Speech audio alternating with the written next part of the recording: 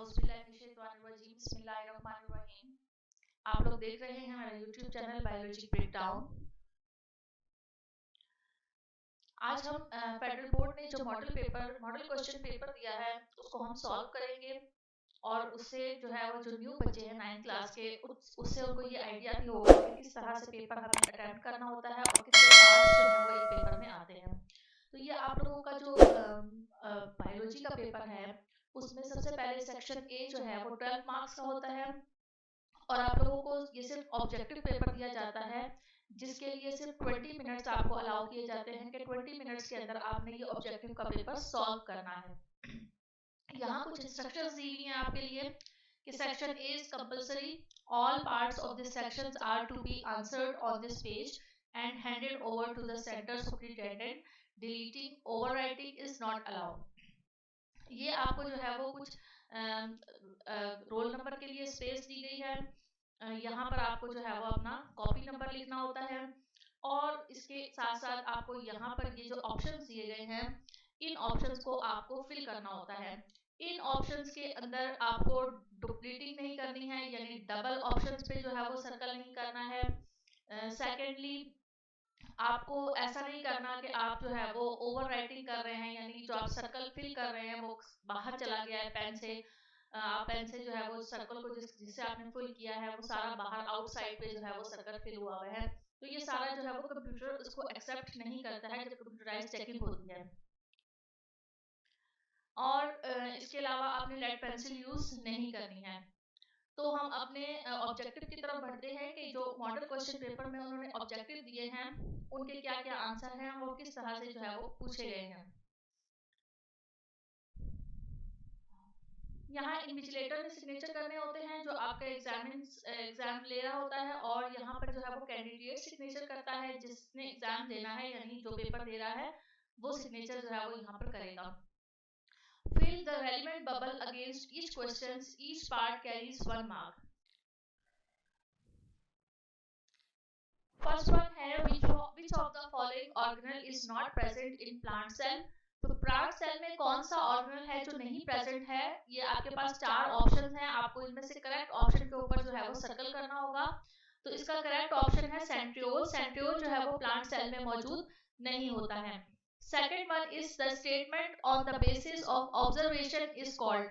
Observation की base पर जो स्टेटमेंट लिखी जाती है, ये जो दी जाती है, उसको क्या कहा जाता है? हाइपोथेसिस, डिडक्शन, थ्योरी या फिर लॉ।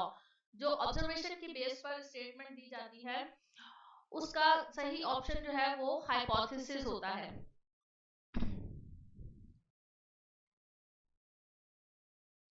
नंबर 3, ऑप्शन 3 जो है वो आपको एमसीक्यू जो दिया हुआ है वो है identify the correctly matched pair in the cell cycle. Cell cycle के अंदर जो करेक्टली मैच्ड पेयर हैं आपने उन्हें आइडेंटिफाई करना है।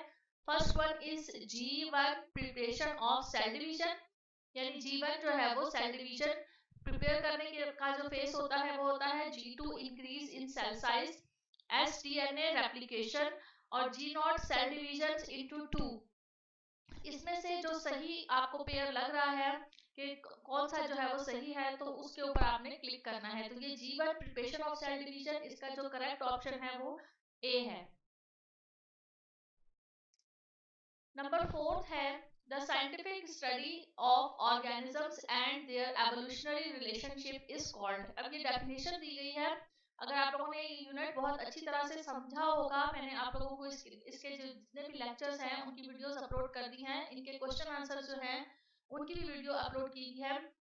तो ये जिसने जो है वो इस यूनिट को बहुत अच्छी तरह से स्टडी किया होगा उसको इस डेफिनेशन की बहुत अच्छे से समझ में आ जाएगी कि scientific study of organism evolutionary relationships की बेस पर जो है वो उसे क्या कहा जाता है? वो क्लासिफिकेशन होती है, टैक्सोनॉमी है, सिस्टमैटिक्स है या बायोनोमियल नोमेनक्लेचर है। इसका सही ऑप्शन है सी, सिस्टमैटिक्स। ये सिस्टमैटिक्स की जो है वो डेफिनेशन दी गई है आपको यहाँ पे। Number 5th one is the diagram shows the cell in part of leaf of green plant which region. ये जो आपको एक डायग्राम दी गई है, ये डायग्राम जो है ये लीफ की डायग्राम है। लीफ के एक सेल की डायग्राम जो है वो बनाई गई है जो कि ग्रीन प्लांट जो होता है उसकी लीफ है। अब वो ये आपसे पूछ रहे हैं कि यहाँ पर आपको A B C D करके जो है वो लेबलिंग दी हुई है और आपसे पूछ रहे हैं कि which regions contain cells which are responsible for the transport of water। इनमें से कौन से ऑप्शंस, कौन से जो है वो सेल है जो कि ट्रांसपोर्टेशन ऑफ वाटर के लिए जो है वो यूज होता है। ऐसे कौन सा ऑप्शन है, A B C और D जो है उसमें से कौन सा जो है वो ऑप्शन है जो कि रिस्पॉन्सिबल है ट्रांसपोर्ट ऑफ वाटर के लिए। तो यहाँ पर ये जो सी वाला पार्ट लेबल किया हुआ है, ये यहाँ जाइलम को जो है वो रिप्रेजेंट किया गया है, तो इसका सी ऑप्शन करेक्ट है। जाइलम जो है वो रिस्पॉन्सिबल होते हैं वाटर को ट्रांसपोर्ट करने के। Sixth one is non-competitive inhibitors inactivate the enzymes। Identify non-competitive inhibitors in this figure। अब यहाँ पर भी आपको जो है वो लेबलिंग दी गई है कि ये A है, ये B है, ये C और ये D है, और उनमें से आपसे ये पूछा जा रहा है कि इनमें से कौन सी लेबलिंग है जिसमें नॉन कॉम्पिटिटिव इनहिबिटर को शो किया गया है। तो ये जो आपकी बुक में जो है वो इस तरह से डायग्राम दिखाई गई है और उसमें जो है वो बताया भी गया है कि नॉन इनहिबिटर कॉम्पिटिटर्स कौन से हैं और कॉम्पिटिटिव इनहिबिटर कौन से हैं। तो इस वाले में जो ऑप्शन बी है वो इसका ऑप्शन बी जो है वो करेक्ट ऑप्शन है। नंबर 7 है if tissues level is not developed in the level of organization which next level will not form। अगर जो है वो टिश्यू का लेवल डेवलप नहीं होता है लेवल ऑफ ऑर्गेनाइजेशन में, आपने लेवल ऑफ ऑर्गेनाइजेशन को पढ़ा था, अभी जो है वो नेक्स्ट यूनिट आएगा जिसमें हम ये लेवल ऑफ ऑर्गेनाइजेशन के बारे में जो है वो स्टडी करेंगे। तो उसमें बाकायदा जो है वो लेवल दिए जाते हैं कि पहले एटॉमिक लेवल है, फिर मॉलिक्यूलर लेवल है, उसके बाद जो है वो डिफरेंट लेवल होते हैं, सेलुलर लेवल होता है। तो ये इनमें से अगर इस टिश्यू लेवल को, यानी ये जो टिश्यू लेवल है इसको अगर स्किप कर दिया जाए या ये ना हो तो कौन सा लेवल ऑफ ऑर्गेनाइजेशन जो है वो नेक्स्ट डेवलप नहीं होगा। तो उसका सही जो ऑप्शन है वो ऑर्गन लेवल है, यानी इसका सी ऑप्शन ठीक है। तो सी पे हम जो है वो सर्कल करेंगे। अब ये जो नेक्स्ट वन है नंबर 8, इसको यहाँ पर जो है वो शायद कुछ मिस प्रिंटिंग हुई है। ये यहाँ इन ऑप्शंस को कंप्लीट किया जाता है और फिर जो है वो उसको बताया जाता है कि इनमें से कौन सा ऑप्शन ठीक है। बेसिकली वो इसके अंदर ये पूछ रहे हैं कि identify the column given in table that contains correct substance. आप वो कॉलम जो है वो आइडेंटिफाई करें जिसमें करेक्ट सब्सटेंसेस जो है वो दिए हुए हैं लिपिड से रिलेटेड। तो यहाँ लिपिड से रिलेटेड ये फैटी एसिड और ग्लाइसरोल, ये दो चीजें दी तो हैं, लेकिन इसके नेक्स्ट जो कॉलम है वो भी फिल होने चाहिए ताकि हमें पता चल सके कि दोनों में से कौन सा जो है वो लिपिड से रिलेटेड करेक्ट सीक्वेंस फिल किया हुआ है। ठीक है, do you get my point? मुझे उम्मीद है कि आपको ये पॉइंट समझ में आ रहा होगा। यहाँ पर थोड़ी सी मिस प्रिंटिंग है।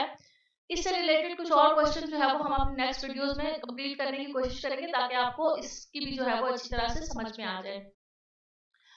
Next one is ninth, which of the following is not the part of embryo in a seed। Seed के अंदर इनमें से कौन सा ऑप्शन है जो एम्ब्रियो का पार्ट नहीं होता है। तो रेडिकल एम्ब्रियो का पार्ट होता है जिससे रूट डेवलप होती है, प्लोम्यूल भी एम्ब्रियो का पार्ट होता है जिससे शूट डेवलप होती है, कॉटिलिडन जो है वो जिसके अंदर फूड स्टोर होता है, कॉटिलिडन भी एम्ब्रियो का जो है वो पार्ट होता है। जैसे आपको दो जो है वो बीन टाइप का स्ट्रक्चर अंदर बने हुए नजर आते हैं किसी भी सीड के अंदर।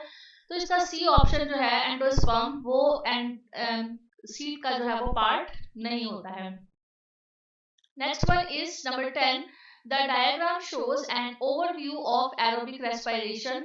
ये आपको डायग्राम जो है वो एरोबिक रेस्पिरेशन की शो की गई है। होप सो कि आपको ये यहाँ क्लियर नजर आ रही होगी। अब आपको जो है वो ये क्लियर नजर आ रही है। इस डायग्राम के अंदर आप देखें यहाँ पर ये ग्लूकोज लिखा हुआ है और ग्लूकोज से ये एटीपी जो है वो बन रहे हैं। अच्छा, ये आपकी बुक के अंदर जो है वो बाकायदा पूरी डायग्राम बनाई गई है। तो वो यहाँ आपसे ये पूछ रहे हैं कि which labelled process produces carbon dioxide. इनमें से कौन सा जो है वो प्रोसेस है जिसको लेबल करेंगे आप कि वो कार्बन डाइऑक्साइड प्रोड्यूस कर रहा है। तो जब ग्लाइकोलाइसिस के बाद क्रैब साइकिल आता है, यानी ग्लाइकोलाइसिस जब क्रैब साइकिल में दाखिल होता है तो उस टाइम पर यहाँ पर जो है वो कार्बन डाइऑक्साइड गैस प्रोड्यूस होती है। तो हम इसका जो बी ऑप्शन है उसको जो है वो करेक्ट करेंगे और उस पर सर्कल कर देंगे। नेक्स्ट है number 11, the example of vestigial organ is.